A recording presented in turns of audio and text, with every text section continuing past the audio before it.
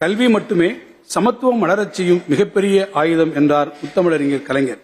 கல்வி முன்னேற்றத்தை அடிப்படை நோக்கமாக கொண்டு தமிழ்நாட்டின் கல்வி வளர்ச்சிக்கு பெரும் பங்காற்றியவரும் தலைசிறந்த கல்வியாளருமான பேராசிரியர் அன்பழகன் அவர்களின் நூற்றாண்டினை முன்னிட்டு பள்ளிக் கல்வி வளர்ச்சிக்கென 7500 கோடி ரூபாய் மதிப்பீட்டில் பேராசிரியர் அன்பழகனார் பள்ளி மேம்பாட்டு திட்டம் என்ற மாபெரும் திட்டத்தை 5 ஆண்டுகளில் செயல்படுத்த இந்த அரசால் அறிவிக்கப்பட்டு 2497 கோடி ரூபாய் மதிப்பீட்டில் பணிகள் நடைபெற்று வருகின்றன.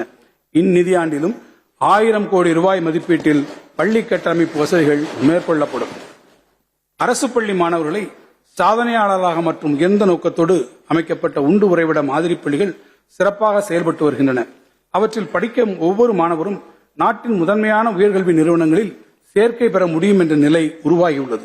கடந்த 3 ஆண்டுகளில் 38 மாதிரி பள்ளிகள் 352 கோடி ரூபாய் செலவில் அமைக்கப்பட்டுள்ளன.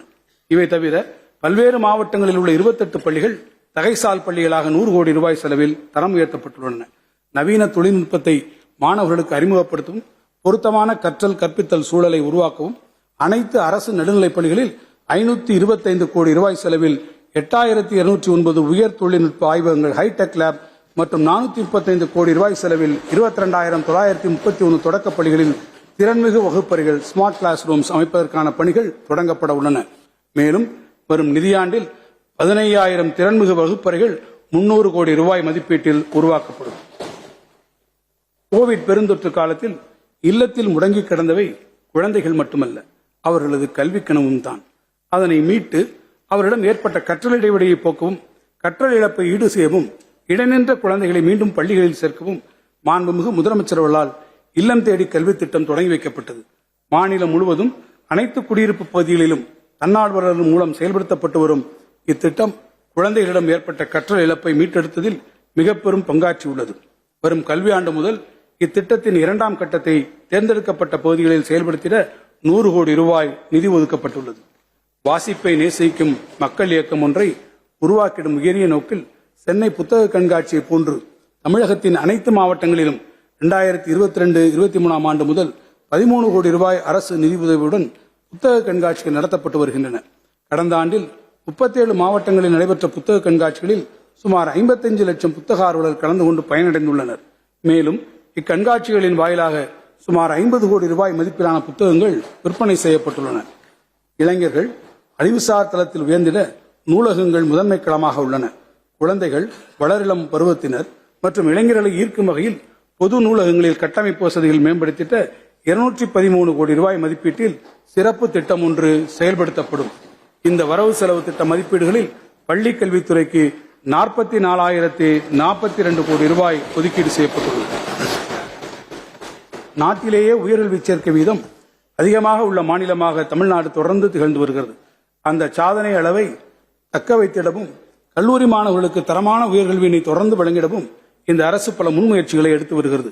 பெருந்தலைவர் காமராஜர் கல்லூரி மேம்பாட்டு திட்டத்தின் கீழ் அரசு கல்லூரிகளின் கட்டடங்கள் மேம்படுத்தப்பட்டு வருகின்றன. வரும் நிதியாண்டில் அரசு பொறியியல், கலை அறிவியல் மற்றும் பல வகை தொழில்நுட்ப கல்லூரிகளில் கட்டமைப்பு பணிகள் 200 கோடி ரூபாய் செலவில் செயல்படுத்தப்படும். மேலும் ஒருங்கிணைந்த கற்றல் மேலாண்மை அமைப்புடன் பொறியியல், பல வகை தொழில்நுட்பம், கலை, அறிவியல் கல்லூரி உட்பட 236 அரசு கல்வி நிறுவனங்களுக்கு கணினி மற்றும் இதர அறிவியல் கருவிகள் 173 கோடி ரூபாய் செலவில் வழங்கப்படும். 45 அரசு பல வகை தொழில்நுட்ப கல்லூரிகளை பாலிடெக்னிக் தொழில்துறை 4.0 தரத்திற்கு உயர்த்திட 3014 கோடி ரூபாய் மதிப்பீட்டில் புதிய திட்டம் செயல்படுத்தப்படும். கடந்த 2021-22 ஆண்டு பொறியியல், வேளாண்மை உள்ளிட்ட தொழில் படிப்புகளில் அரசு பள்ளி மாணவர்களுக்கு 7.5% உள்ஒதுக்கீடு அறிமுகப்படுத்தப்பட்டது. மேலும் அந்த மாணவர்களுக்கான கல்வி கட்டணம், விடுதி கட்டணம், போக்குவரத்து கட்டணம் என அவர்களின் மொத்த கல்வி செலவையும் முழுமையாக அரசே ஏற்றுக்கொள்கிறது. இத்திட்டத்தின் கீழ் பல்வேறு தொழில் படிப்புகள் தற்போது படித்து வரும் 28,749 மாணவர்களின் கல்வி கட்டணத்தையும் அரசே ஏற்பதாக வரும் நிதியாண்டில் 511 கோடி ரூபாய் செலவிடப்படும். பன்முகத்திறனுடன் கூடிய தொழிற்சூழல், தொழில் முனைவோரின் உற்சாகம், தலைசிறந்த கல்வி நிறுவனங்கள், இனிய விருந்தோம்பல் என பல்வேறு சிறப்புகளை கொண்ட கோயம்புத்தூர் மாநகரம் நாட்டிலேயே மிக வேகமாக வளர்ந்து வரும் நகரங்களில் ஒன்றாகும். கோவை வாழ் பொதுமக்களிடையே குறிப்பாக இளைய தலைமுறையினரின் அறிவுத்தாகத்தை மேலும் தூண்டும் விதமாக ஒரு மாபெரும் நூலகம் மற்றும் அறிவியல் மையம் முத்தமிழறிஞர் கலைஞர் பெயரால் கோயம்புத்தூரில் அமைக்கப்படும். இதில் உலகத்தரம் வாய்ந்த நூல்கள், பத்திரிகைகள், இதழ்கள் மற்றும் இணைய வளங்களும் இடம்பெறுவது மட்டுமின்றி விண்வெளி, எந்திரவியல், மெய்நிகர் தோற்றம், விர்ச்சுவல் ரியாலிட்டி, இயற்கை அறிவியல் என பல்வேறு அறிவியல் மற்றும் பொறியியல் பிரிவுகளை சார்ந்த கண்காட்சிகள் ஏற்படுத்தப்படும்.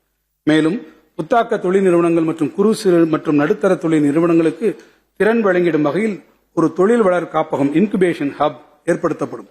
அறிவியலை கொண்டாடும் இப்புதிய மையம் அறிவுசார் தமிழ் சமுதாயத்தின் அடையாள சின்னமாக திகழும். இந்த வரவு செலவு திட்ட மதிப்பீடுகளில் உயர்கல்வித்துறைக்கு 8212 கோடி ரூபாய் ஒதுக்கீடு செய்யப்பட்டுள்ளது. செய்திகளை உடனுக்குடனும் துல்லியமாகவும் தெரிந்து கொள்ள சப்ஸ்கிரைப் பண்ணுங்க.